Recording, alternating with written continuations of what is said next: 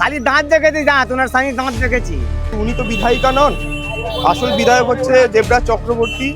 উনি একজন rubber stamp বিধায়িকা। তো যদি দিদি জিতে যায় তাহলে মন্দিরটা নিশ্চয়ই ভাঙবে। বিগত 5 বছর ধরে যাকে বিধানসভায় দেখাও যায়নি। এই এলাকার মানুষজনের একাধিক ক্ষোভ, বিধায়ককে 5 বারেও দেখেনি 5 বছর ধরে। বিধায়ককে দেখা যায় না এখানে বিধায়ক যিনি আছেন তিনি রাবার স্ট্যাম্প বিধায়ক। আদিত্য মুন্সিকে তো আমি নিজেই আজ পর্যন্ত দেখিনি, উনি কেমন দেখতে। এবার তৃণমূলের বিসর্জন সম্পূর্ণভাবে নিশ্চিত।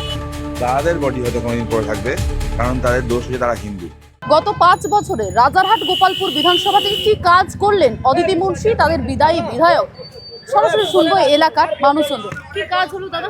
কাজ কিছুই হয়নি। আপনারা রাস্তার অবস্থা দেখলে বুঝতে পারবেন, নিকাশি অবস্থা দেখলে বুঝতে পারবেন, স্বাস্থ্য অবস্থা দেখলে বুঝতে পারবেন এবং শিক্ষা ব্যবস্থা দেখলে বুঝতে পারবেন যে বর্তমানে রাজারহাট গোপালপুরে কিছুই কাজ হয়নি। কারণ আসলে উনি তো বিধায়িকা নন, আসল বিধায়ক হচ্ছে দেবরাজ চক্রবর্তী। উনি একজন রাবার স্ট্যাম্প বিধায়িকা, যিনি বিগত 5 বছর ধরে যাকে বিধানসভায় দেখাও যায়নি কোনোদিন, তাদেরকে মানুষের কোনো বিপদ আপদে পাওয়াও যায় না। সেজন্য এবার মানুষ ডাক দিয়েছে যে পরিবর্তন চায়, তাই বিজেপি সরকার। আর এবার তৃণমূলের বিসর্জন সম্পূর্ণভাবে নিশ্চিত। মানুষ এবার তৃণমূলকে বঙ্গোপসাগরে বিসর্জন করবে। দাদা, আপনি এই এলাকারই বাসিন্দা। হ্যাঁ। গত 5 বছরে কি কাজ করলেন অদিতি মুন্সি? কি কাজ হয়েছে সেটা আপনি ঘুরে দেখলেন না? খালি দাঁত দেখেছি, দাঁত ওনার স্বামী দাঁত দেখেছি।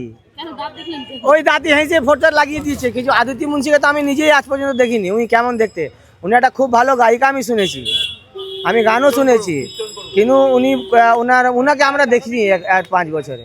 রাস্তাঘাটের অবস্থা খুব খারাপ। তরুণ জ্যোতি দাদাকে একটা লোকেরা ভিডিও পাঠিয়েছে, লোক পড়ে যাচ্ছে রবীন্দ্রপল্লীতে, এমন অবস্থা। এই কাজগুলো আগে হলো না কেন? এখন ইলেকশনের মুখে কেন হচ্ছে এসব? তো পুকুর ভরাট হয়েছে নাকি এই এলাকায় শোনা যাচ্ছে? শুনছি, আমি দেখিনি কিন্তু শুনছি অনেক পুকুর ভরাট হয়। আমাদের একটা মন্দির আছে, ওই মন্দিরটা ভাঙার জন্য হাইকোর্ট সুপ্রিম কোর্ট সব হয়ে গেল। মন্দির কেন ভাঙ? ওই তো দুধপুকুরে একটা মন্দির আছে, ওই মন্দিরটা ভগবানের দয়া, হনুমানজি দয়া এখনো আছে, কিন্তু যদি দিদি জিতে যায় তাহলে মন্দিরটা নিশ্চয়ই ভাঙবে। অদিতি মুন্সি ভাঙবে বলছে? দিদি ভাঙবে। দিদি তো হচ্ছে সুপ্রিমো, অদিতি মুন্সি ম্যানেজার, দেবরাজজি হচ্ছে জেনারেল ম্যানেজার, আর দিদি হচ্ছে কোম্পানির একটা মানে লিমিটেড কোম্পানি সিও এগুলো থাকে না, ওইগুলো এরকম ম্যানেজার জেনারেল ম্যানেজারই আছে। আমাদের এখানে এই অবস্থা, ভাতা দিয়ে তো আর হচ্ছে না। আমার তো বয়স বেরিয়ে গেল, আর ভাতাও পাবো না। বৃদ্ধ ভাতা পাবেন না? হ্যাঁ, বৃদ্ধ ভাতা পাবেন কি? বৃদ্ধ ভাতাও বয়স পাবো না, এখন আমার 46 এজ। আমি মাঝে মাঝে আছি, কোনো ভাতাই পাবো না। আচ্ছা দাদা, বলছে আপনি বললেন কীর্তন শোনেন, বিধায়ককে দেখতে পান না? এখানে তো দেখা যায় না বিধায়ককে। এখানে দেবরাজই সব কাজ করে, বিধায়ক তো নেই, দেখতে পাই না। কাজ হয়? হ্যাঁ, কিচ্ছু কাজ হয় না, দেখতে পাচ্ছেন তো যে আমাদের দেখতে পারি আমরা ও পোস্টারে। এখানে কোনো কাজ হয় না, কিচ্ছু হয় না, ফালতু। ওই দেখলেন তো আমাদের, দেখলো যে কিভাবে নালা ফালা ঘুরে ঘুরে দেখছেনই, নতুন করে তো আজ কিছু বলা যাবে না। ক্যামেরা দেখছে, আপনি আছেন, কি হয়েছে কি হয়নি আপনারা তো নিজেই দেখে নিচ্ছেন। একেবারে বলছে গত 5 বছরে এই এলাকায় কি কাজ হলো? গত 5 বছরে কাজ বলতে আমাদের মধ্যে রাস্তার সমস্যা একটু রয়ে আছে। সে কিন্তু মানে আমাদের মানুষের জন্য যেগুলো কাজ হয়েছে, আপনারা বলুন, এখন লক্ষ্মীর ভাণ্ডার, মা লক্ষ্মীদের লক্ষ্মীর ভাণ্ডার দেওয়া হচ্ছে এবং যুবসাথী যারা দেওয়া হচ্ছে। যুবসাথী নিয়েছেন আপনি? না, একদম না, কারণ আমি নেবেন না?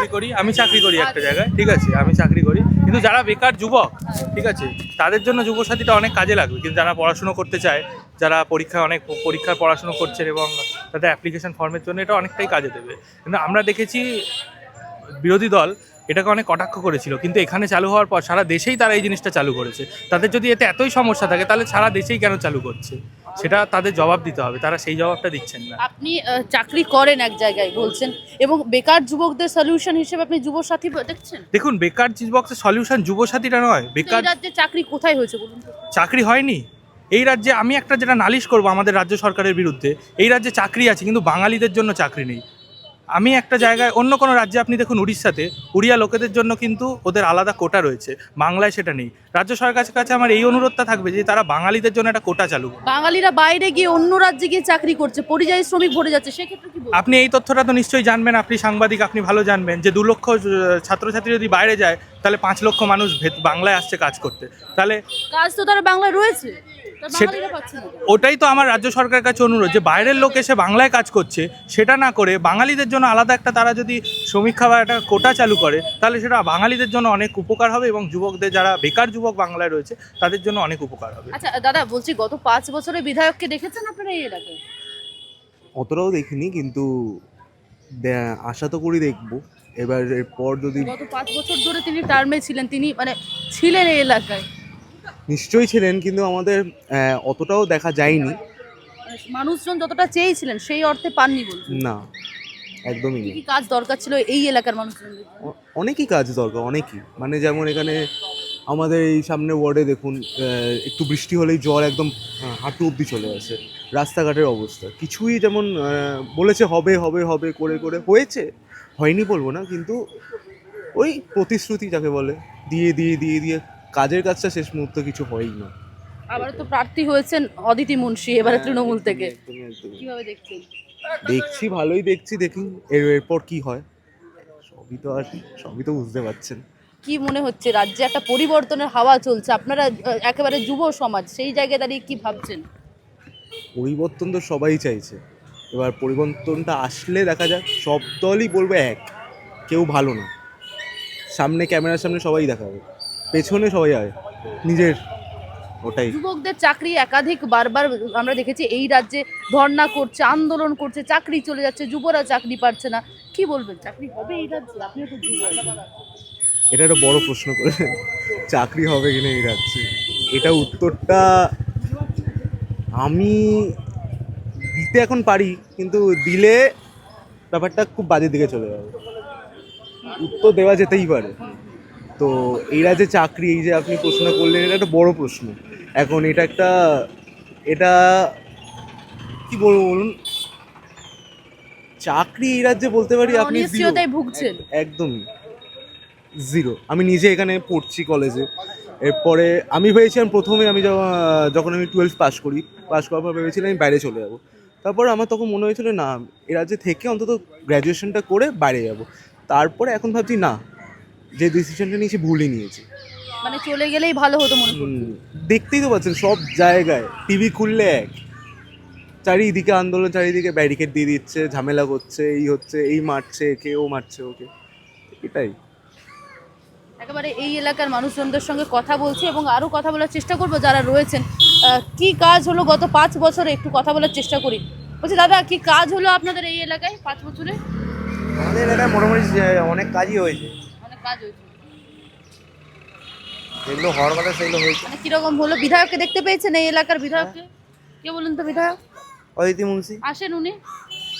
উনি না আসলে উনি লোক পাঠান, উনি যেটুকু দরকার পড়ে আমাদের সবসময় হেল্প করেন। আচ্ছা, হেল্প পান আপনারা? আচ্ছা, বলছি রাস্তাঘাট এমনি জল টল সব ঠিকঠাক পান আপনারা? হ্যাঁ, রাস্তাঘাট ভালো? যখনই আমরা কোনো অসুবিধায় গেছি বিধায়ক হেল্প করেছে আমাদের। আচ্ছা,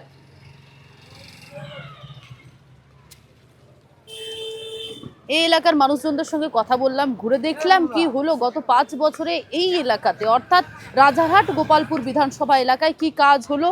অনেকে অভিযোগ তুললেন, ক্ষোভ দেখালেন আমাদের সামনেই, কারণ রাস্তা সারাই হয়নি। আবার কোথাও অভিযোগ হচ্ছে যে অবৈধ ফ্ল্যাট তৈরি হচ্ছে, অবৈধভাবে পুকুর ভরাট হচ্ছে, সেই অভিযোগ উঠছে। এমনকি এও অভিযোগ রয়েছে যে বিধায়ককে পান না, বিধায়কের স্বামী দেবরাজ চক্রবর্তী পুরো বিষয়টি তিনি দেখেন। বিধায়ককে হয়তো বছরে, এই 5 বছরে 5 বারও দেখেননি। যুব সমাজ চাকরি পাচ্ছেন না, যুব সমাজ অনিশ্চয়তায় ভুগছেন এবং বাঙালির চাকরি নেই এই রাজ্যে, এমনটা অভিযোগ করছেন যুব সমাজ। কি হতে চলেছে আরও 2-3 মাসের মধ্যে? পরিবর্তন হবে রাজ্যে, নাকি ওই সরকার অর্থাৎ বর্তমান যে সরকার সেই সরকারই থাকবেন? তা দেখতে হলে অবশ্যই আমাদেরকে আরও 2 মাস অপেক্ষা অবশ্যই করতেই হবে। ক্যামেরায় তানসিনের সঙ্গে শুভর রিপোর্ট, বাংলা হান্ট, রাজারহাট গোপালপুর। বিধায়িকা, রাবার স্ট্যাম্প এমএলএ, অ্যাকচুয়াল চালায় তার স্বামী।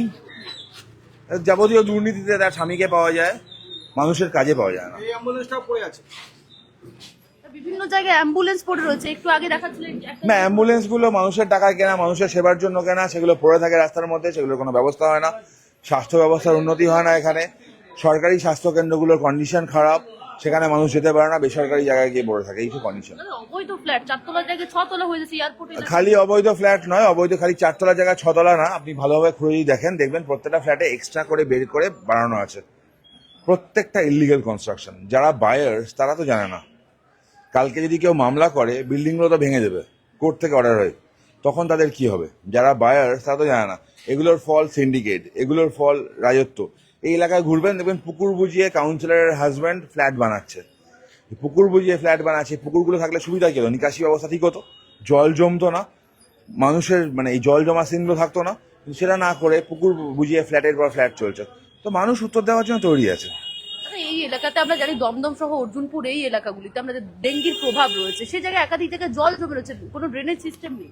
দেখুন, অল্প একটু বৃষ্টি হয়েছে, অল্প একটু বৃষ্টিতে জল জমে গেছে, অল্প একটু বৃষ্টি হয়েছে, অল্প একটু বৃষ্টিতে জল জমে গেছে, এবং জল জমার ফলে কন্ডিশন দেখতে পাচ্ছেন। ডেঙ্গির যখন সময় থাকে ভর বর্ষা, তখন কি হয় কল্পনা করতে পারছেন? অল্প বৃষ্টিতে যদি 3-4 ইঞ্চি জল জমে, যখন ভরপুর বর্ষা তখন নৌকা নিয়ে বেরোনোর মতো অবস্থা হয়, মানুষের গাড়ি ঘোড়া খারাপ হয়, অফিস যাত্রীদের ভোগান্তি হয়, জ্বালাতন হয়। এই হচ্ছে কন্ডিশন। মাছের দোকানে কথা বললেন দেখলাম আপনি, যুব সাথী। মাছের দোকানে কথা বললাম, মাছওয়ালার সাথে কথা বললাম, জিজ্ঞেস করলাম মাছের দাম। আমি মাছ খেতে ভালোবাসি, আমি মাংস থেকে মাছ আমার খুব ফেভারিট। তো মাছের দাম আমি জানি, তো মানুষেরও জানা দরকার একটু, সবাই তারা জানে। প্রশ্ন হচ্ছে 1500 টাকায় কদিন বাঙালি মাছ ভাত খাবে? 1500 টাকায় 4 জন সদস্য যদি হয়, তাহলে প্রত্যেক পরিবারের একজনের করে থালায় 1 টুকরো মাছ জুটবে কি? নাকি কুচো চিংড়ি কিনবে 100 গ্রাম 1 পিস করে নেবে? মাছে ভাতে বাঙালি, এই মাছে ভাতে বাঙালির থালা থেকে মাছ কেড়ে নিল তৃণমূল সরকার, মাংস কেড়ে নিল তৃণমূল সরকার। বাঙালির আজকে ক্ষমতা নেই মাছ মাংস কেনার, কারণ কাজ নেই এখানে।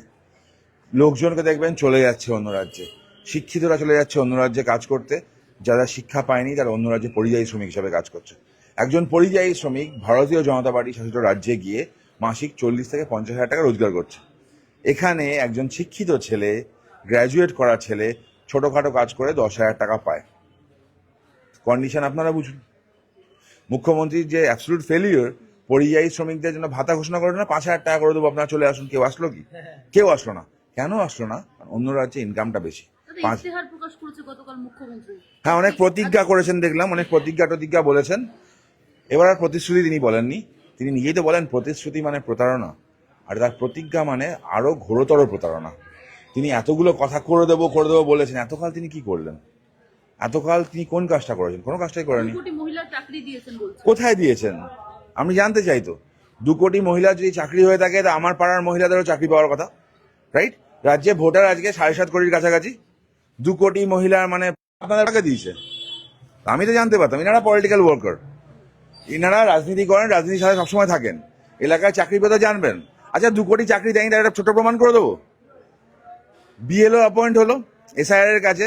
রাজ্যের 50% বিএলও হচ্ছে অঙ্গনওয়াড়ি ওয়ার্কার, আর হচ্ছে আপনার অঙ্গনওয়াড়ি ওয়ার্কার, আর হচ্ছে প্যারা টিচার্স, টেম্পোরারি ওয়ার্কার, রাইট? তার মানে 50% এর বেশি প্রত্যেক বুথে সরকারি কর্মচারী নেই। 2 কোটি এই চাকরি দিয়ে থাকতো, তাহলে থাকতো তো। এসআইআর প্রমাণ, যেমন প্রমাণ, এসআইআর খালি ভূত ধরেনি, এসআইআর খালি জালি ভোট ধরেনি, এসআইআর মুখ্যমন্ত্রীর মিথ্যে কথাটাকেও ধরে নিয়েছে। আজকে ঈদের নামাজে মুখ্যমন্ত্রী গেছে রেড রোডে, এবং সেখান থেকে বলছে বিজেপি গুন্ডাদের পার্টি, বিজেপি মাফিয়াদের পার্টি, এরকম ভাবে একাধিক অভিযোগ করছেন। ঠিক ঈদের নামাজে হ্যাঁ, দেখুন, যে যার ধর্ম পালন করতে পারে, যে কারোর ধর্ম পালন করবে তাকে নিয়ে আমার কোনো কিছু বলার নেই। মুখ্যমন্ত্রী তার ধর্ম পালনের জন্য রেড রোডে গেছেন, তাকে ঈদের শুভেচ্ছা জানাই আমি। তিনি ওখানে গিয়ে যে কথাগুলো বলেন, যে বারবার কিছু শব্দ উচ্চারণের মাধ্যমে বলেন যে আল্লাহ ছাড়া আর কোনো ঈশ্বরের কোনো অস্তিত্ব নেই, তিনি আল্লাহর নামে শপথ করুন, কাফেরদের সাথে লড়তে হয় বলেন। আমরা তো কাফের, আমরা হিন্দু, আমরা ইসলামে বিশ্বাস করি না, আমরা কাফের। হ্যাঁ, গর্বিতভাবে আমরা কাফের। হরগোবিন্দ দাস, চন্দন দাসও কাফের ছিল, তাই জন্য তাদেরকে মরতে হলো। মোথাবাড়ির হিন্দুরা কাফের ছিল, তাই জন্য তাদের মরতে হলো। মুখ্যমন্ত্রী এই ধর্ম বিশ্বাস করেন, সেই ধর্ম অনুযায়ী আমরা কাফের। এই সরকার যদি আরেকবার ফেরত আসে, তাহলে হরগোবিন্দ দাস, চন্দন দাসকে দেখার জন্য মুর্শিদাবাদ যেতে হবে না। হরগোবিন্দ দাস, চন্দন দাস, আমি হব হয়তো, আমার বডি হয়তো পড়ে থাকবে কোনোদিন,